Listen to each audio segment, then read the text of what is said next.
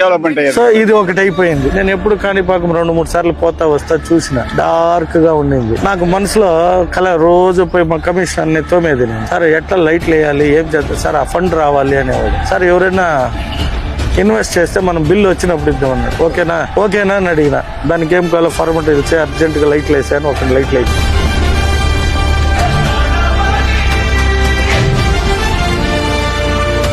ఇప్పుడు 6 నెలలకు కూడా డబ్బు కాదు ఇంపార్టెంట్, నాకు నా సాటిస్ఫాక్షన్.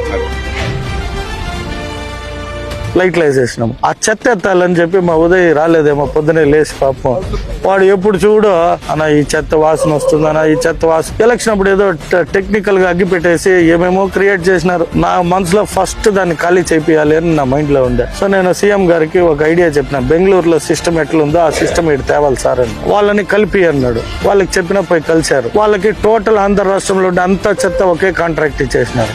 కరెక్ట్ గా ఇంకా 6 నెలలు అయితే ఆ చెత్త ఆడ ఉండదు. సో ఆ 13 ఎకరాలు ఏం చేయొచ్చు, మంచి పార్క్ చేయొచ్చు. సో మీరు ఈడ వాక్ చేసేది రేపు ఆడ వాక్ చేయొచ్చు. ఒక 6 నెలలు మాక్సిమం, లేదా ఒక 8 నెలలు పట్టొచ్చు. అదంతా తీసేసినాక గార్డెన్ చేయడానికి ఒక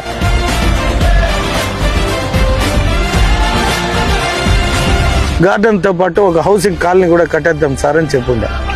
అది అయింది అనుకో, ఇంక ఇంతకంటే సంతపాటికి ఏం చేయాలి మనము? నీళ్ళు వచ్చిందా, చదువు వచ్చిందా, వెలుతురు వచ్చిందా, చెత్త పోయిందా, ఇంకేం కావాలి? ఉద్యోగాలు కావాలి. లాస్ట్ అడిగేది ఏమే, ఆ ఉద్యోగాలు కూడా ఉంటే ఈడే ఉంటాం కదా అన్నారు. అందరినీ పిలుస్తా ఉంటారు అమ్మని, రోడ్లు కావాలన్నారు, అందుకని రోడ్లు వేస్తా ఉన్నాం. హోటల్ లేదు, ఈడ మాల్ లేదు, అది లేదు అన్నారు. నేనే మాల్ కడతా ఉండా, నేనే హోటల్ కడతా ఉండా.